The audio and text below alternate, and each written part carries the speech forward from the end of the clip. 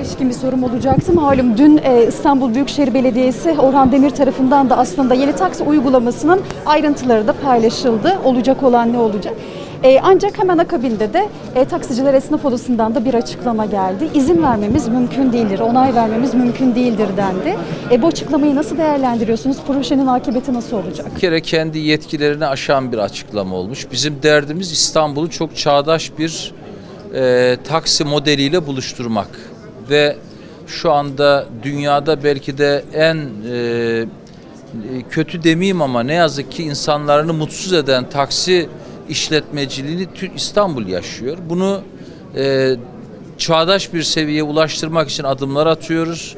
Sistemlerimizi anlatıyoruz. Birincisi bu. İkincisi, taksiciler zaten hatırlarsanız benimle buluştuklarında kiralamayın ama satın dediler. Yani aslında dert başka. Dert ne yazık ki ilave olacak 6.000 taksi değil. Dert başka. Biz o dertten anlamayız. Üçüncüsü, bir kere taksicilerin yetkisinde değil, kabul etmeyiz diye bir şey yok. 16 milyon insanın yetkisiyle UKOME hareket etmelidir. Umarım taksiciler kime nereye mesaj verdi bilmiyorum. Ama umarım İstanbulluların lehine, İstanbulluların aklıyla hareket eden bir UKOME toplantısı olur Aralık'ta.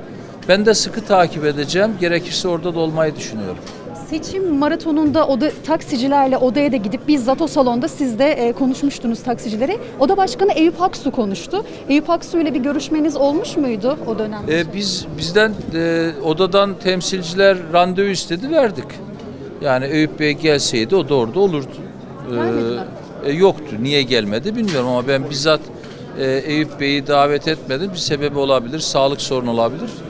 Yani İstanbul'da hangi sivil toplumda odada görev yapıyorsa herkesin başımızın üstünde yeri var. Herkesle her zaman görüşürüz ama herkes yetkisini bilecek.